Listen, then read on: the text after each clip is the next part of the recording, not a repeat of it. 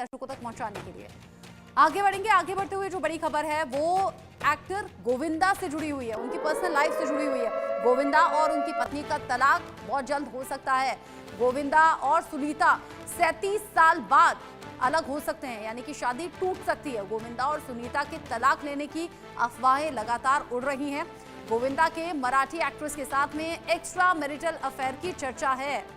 हम देखते हैं गोविंदा और सुनीता ऐसे तो कई रियलिटी शोज में साथ में पहुंचे भी हैं, कई इंटरव्यूज में पार्टिसिपेट किया है। सुनीता आहूजा जो कि पिछले कुछ टाइम से अलग अलग इंटरव्यूज और अपने सीधी बात को लेकर, यानी कि बेबाकी से बोलने के अंदाज को लेकर चर्चाओं में रहती हैं।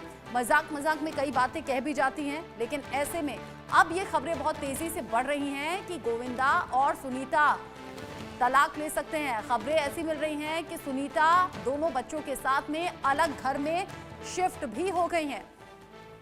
शादी के 37 साल बाद गोविंदा और सुनीता तलाक ले सकते हैं किसी मराठी एक्ट्रेस के साथ में।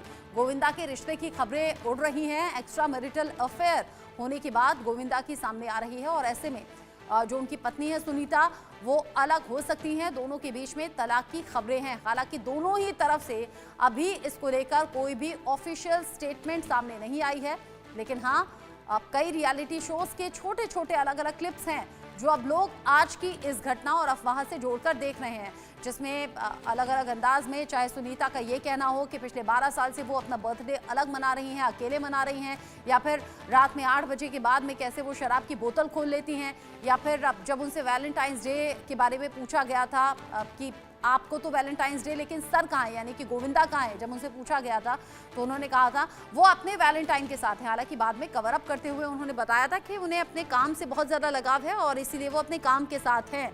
अब ऐसे में क्या सुनीता और गोविंदा के बीच में पिछले कुछ साल से चीज़ें ठीक नहीं चल रही थी, क्योंकि एक इंटरव्यू के दौरान ये भी कहा था कि हम यानी कि सुनीता और बच्चे अलग रहते हैं, गोविंदा सामने वाले फ्लैट में अलग रहते हैं।